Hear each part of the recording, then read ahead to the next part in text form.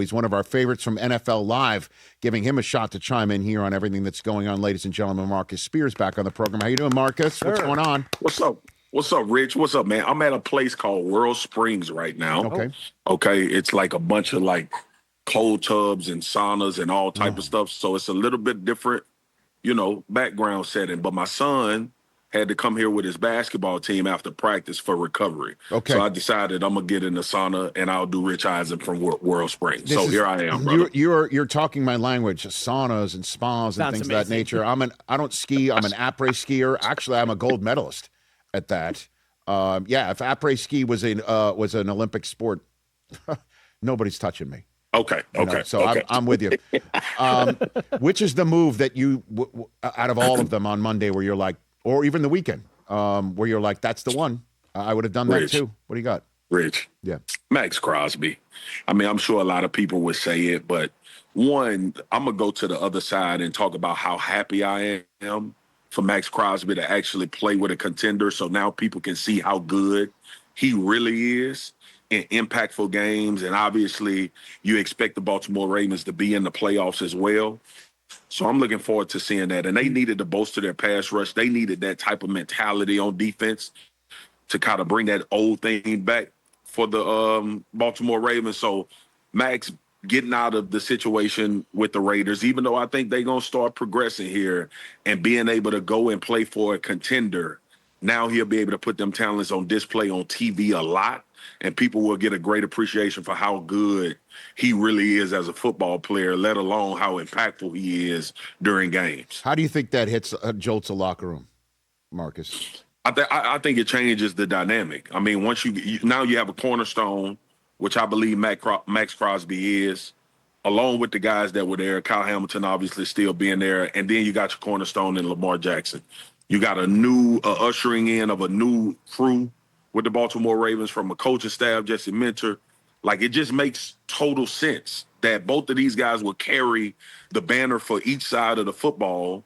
They two leaders, they two uber competitors. I'm talking about Lamar and Max, and they probably align on a lot of things about how you go about trying to win games. So I just think it's a perfect match for especially for a new crew coming into Baltimore with the expectations of being Super Bowl champions. So with Micah getting his exit visas from Dallas, and that's a totally different story. As you know, we spent, every day in August, your show, my show, every show, talking about it, and him being in Green Bay and getting paid, and now seeing Max do this. Do you think if Myles Garrett could wave a wand, he would have stuck to his I don't want to play for Cleveland anymore stance? Marcus? Yeah, I think he should have. I think he should have kept his stance and I don't want to play for Cleveland. Because, look, Rich, it comes to a point. What else can Myles Garrett give the Cleveland Browns? Like just from a football standpoint, what else could he possibly do in order to try to help this team win games than what he's done already? He's been that good that they've at times been able to win games or be in games in the fourth quarter because of his talent alone, right? And that organization has a responsibility to players like that, in my opinion. And I never was that type of guy, but they have a responsibility to players like that to try to position themselves to win championships and at least give him a window of a few years where he would have an opportunity. Myles Garrett plays in a division with Joe Burrow, who's been to a Super Bowl, Lamar Jackson, who's made deep playoff runs, the Pittsburgh Steelers, obviously, and the success that they've had, but even just getting into the playoffs as much as they've done. And Myles Garrett is home every offseason trying to figure out what's next for his football team. What's the moves that'll be made in order to try to put us in a situation where we could win games? And could you imagine Myles Garrett playing for a true contender? Could you imagine the type of conversation we would be having about him? We would, Rich, think about this. If Myles Garrett played for a contender the last 4 or 5 years, y'all, let me see Rich when I say this because I want to see his reaction.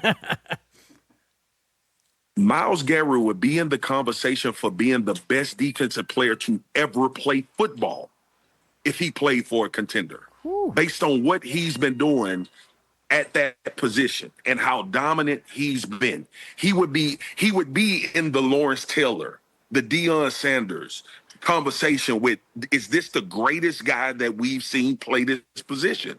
And the fact that he's played with a team that just doesn't put that on display. Rich, think about the coverage we give to the playoffs. Think about the Super Bowl. Think about the things. Think about Aaron Donald and the conversations that he was in because of the success that his team had. So, yes, individually, we know Myles Garrett is one of the best players to ever do it.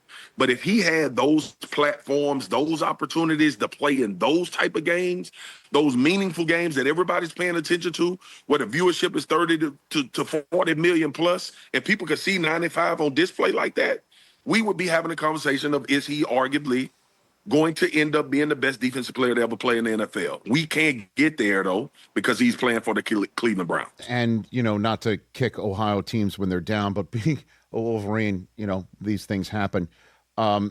Joe Burrow, what he must be thinking, right? But he has played in some meaningful games, though, as a Bengal, right? Things were corners being turned. Now, Hendrickson is going to go somewhere else. They did get Boye Mafe. But here does come Maxx Crosby in a division that he already has to see T.J. Watt twice, and also has to see Myles Garrett twice. So what do you think's going through Burrow's mind? Because he could be sitting here thinking the same thing that you just described to potentially what Garrett's thinking. Well, right? Here's my challenge to the Cincinnati Bengals, Rich. If offense was going to win you a Super Bowl and continuously keep you in the playoffs, you would be in the playoffs every single year when Joe Burrow is healthy, right? That's another issue that has to get corrected. His availability needs to become more pressing and more prevalent than it's been. But ultimately, we know where their issues lie too. Defensively, if this team was middle of the pack last year, they would have made the playoffs. And Joe Burrow in the playoffs, to me, is still one of the scariest things that anybody can face on a road to trying to win a Super Bowl. But unfortunately, this saga with Trey Hendrickson has been going on for 3 years. I rang the alarm 3 years ago, and the Cincinnati Bengals fans lost their mind. Talking about, no, you don't know nothing. Look, he re-signed back. I said, look, man, this is a tumultuous relationship that is not in good standing. And I knew that because Rich, you know how connected we are. And I'm not talking about front office people, or I'm not Adam Schefter. I'm connected to players. They talk. Because I'm never going to divulge any information that they give me, but I get the feeling and the tone and tenure of a lot of these teams in the NFL when it comes to certain individuals and certain players. But for Trey, he had publicly talked about how disparaging it was, the contract negotiation and the things that they were trying to get done. If you, Joe Burrow, and you just listed off the guys that are in this division now from a defensive standpoint, and you have, obviously, T. Higgins and Jamar Chase, and offensively, y'all put up these guarding numbers. It's going to be about stops for the Cincinnati Bengals. And whether they can or can't do that is going to determine how far they actually can go in their division. And that's why, Rich Eisen, you are who you are. Because you got to get out of your division before we start talking about playoffs. Mm-hmm. And right now, if you look at Cincinnati, they the third best team in their division, right? The second best team in their division based on talent from an offensive standpoint. If you can't play in the defense, though, it's going to hinder you like it did last year. And I think Joe Burrow in that offense is good enough to carry the load a lot of the times, but at times they're going to have to step up. And to their credit, they did start to play a little bit better at the end of the year last year. And you could see remnants of why this team could be really, really good when Joe is on and available and pushing the football down the field and doing the things that they were doing. But defensively, they are going to have to get better fast in order to keep this window open for Joe Burrow. Marcus Speers here on the Rich Eisen Show from ESPN NFL Live and Monday Night Football, so much more here on the Rich Eisen Show. All right, Alec Pierce, Mike Evans, Kenneth Walker the third. What else we got? I'll even throw Tyler Linderbaum in here. Or Tua out, Malik Willis in, and damn the salary cap torpedoes. Which offensive move from Monday did you like the most, Marcus? It was Malik. A lot of familiarity where he's going, obviously. Coaches that drafted him, coaches that were a part of the process when he was in Tennessee, obviously the coaching prowess from Green Bay. I think Malik showed. Now, here's what you don't want.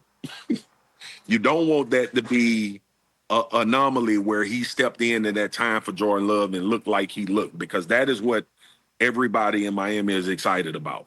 The fact that he played at the level in which he played in time off, and it didn't look like the playbook was shrunken. It didn't look like they had the coach around him. And Rich, a lot of times when you get these backups, right, and you see them play, you have to change a few things, or some things have to, you gotta cut back in what you want to do as far as throwing the ball downfield, or you got to curtail a lot of your offense, because usually it's usually a precipitous drop off when you got your second guy going in. Malik played damn near elite in his little time. Matt LaFleur stayed aggressive. He used his legs, the run game. He looked like he had full command of the offense. He understood where he was going with the football. He used multiple weapons. He moved the ball around. I thought what he showed was quarterbacking, not some fly-by-night, I'm about to play and people can't scout for me, so I'm going to have a good game, because that happens with a lot of backups as well. I think Malik is ready to take care of to become what people thought he could be coming out of the draft. I think development is taking place. Obviously, when you see him now going to Miami with a whole new – it's his team. It's his job. They didn't have to overpay for him in some crazy way. I thought the contract was great. I like Malik Willis a lot. The next one is Mike Evans. But if Mike can stay healthy, we obviously know what Kyle Shanahan can do from an offensive standpoint. We know how much that'll ease things for Brock Purdy. But I would be as excited about that. It's just Mike has missed a lot of time with these injuries. So if he can be available for the San Francisco team for majority of the season, it can be a problem for everybody else in that division. And that division is damn good. Marcus Spears here on the Rich Eisen Show. $281 million in total contract dollars given out by the Raiders on Monday. It's a lot of money. Rich, do they have some left over for us? Can we? Is it anything we can do for the Raiders? I'm going to have my guys look into that. Would you guys mind looking into that? Any Davis dollars left for Swagoo, for his podcast, or anything like that? Okay, very good. So the reason why I bring this up is part of that was Nakobe Dean going there. A lot of defensive additions. There's a cupboard's pretty bare there. My colleague from NFL Network, or soon to be our colleagues all together. And right, we're one big happy team shortly by the end of this month. Jane Slater, she tweeted out that the Cowboys were all in on Dean as well, but ultimately he went with his gut feeling, but was told he could have seen himself in both places. It was a close margin, but the Raiders won this one. Now I want to see your face. There it is. Marcus, floor is yours. First of all, I'm a big fan of Nakobe Dean since Georgia. Yep. And it's I'm going to be a little bit reserved, Rich, because my team has finally stepped into free agency and we gonna do something, right? Supplementing your football team through free agents that are proven helps you win championships. And that's the scream I've had about Jerry and how they've operated. But I have to give them full credit for what they've already done. And I don't think the moves are done being made. You see the restructuring of the contracts. You see the move for the safety out of Arizona. You think about Rashawn Gary, even though he didn't have a great ending to the season, maybe a revitalized guy, Quentin Williams last year. Dallas has done some tremendous things. So this will be the first offseason, Rich, that you don't hear Marcus Spears say Dallas is not trying to win a championship or Jerry is not trying to win a championship. The moves that have been made have been leaning in that direction of being all in. I talked to Dak last year at the Pro Bowl. Well, this past Pro Bowl. Yes. While we were in San Fran, and I said, Dak, I want to see you in L.A.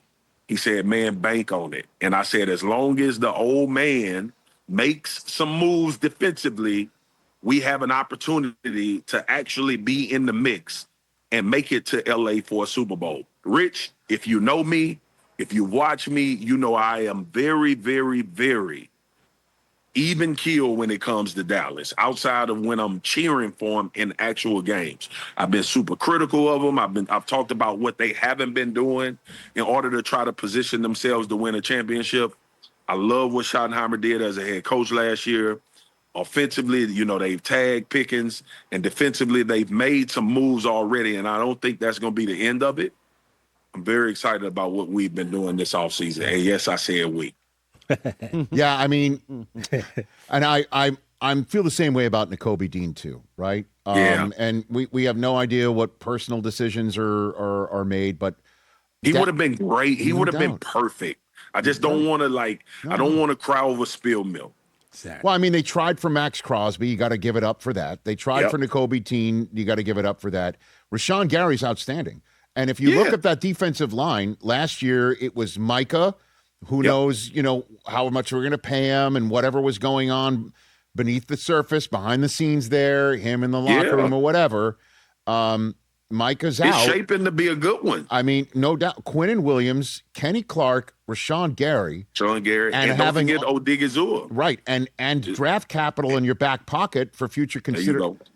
It's not too bad, man. That's not bad, man. I mean, pass rush was an issue last year. Right. And I'm sure, it got better as the season went along. You saw it change when Quinnen showed up. But Dallas got to get stops.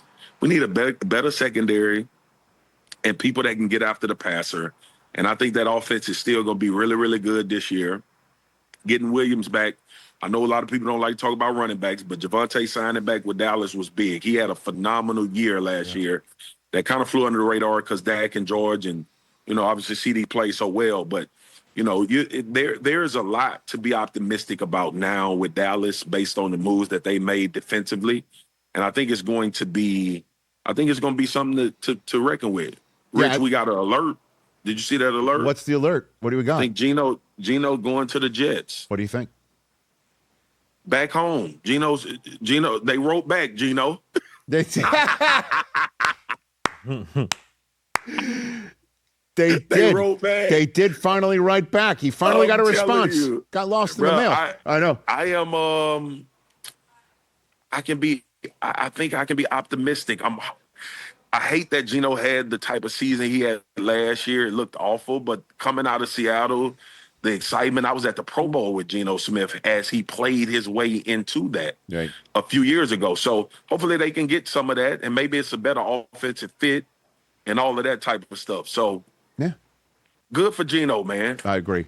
Good for Geno. And I'll use the same line I used last hour when it was possible. You saw Dobbs just went to New England? Look at you. The news is coming in. Hey, look at you. Marcus, I feel like I'm Pat, and I got my ESPN guy here doing a free agency show. You know what I mean? I got you, brother. I got you, we man. got to get you out of your ashram or wherever you are and get you in my studio next time. Hey, I'm going to pull up, man. I can't wait to sit in that seat, brother. You've had my brother Andrew Whitworth, I got jealous because he got in there before me. So come on out. I'm gonna pull up on you, Rich. Look, please do so. I love having you on. I love talking football with you. You're really, man. You make me smarter. So great. Thank you. Brother. Thank you for your time here and your 2 cents. And go hang with your kid. Thanks for tapping out of that for a bit. Y'all take care, brother. Appreciate it. There's Marcus Speers, everybody. M Speers 96, Swagoo Podcast, everything from ESPN and more. Hey, you made it all the way to the end. Thanks for that. Check us out every single day streaming live on Disney Plus and the ESPN app 12 to 3 Eastern.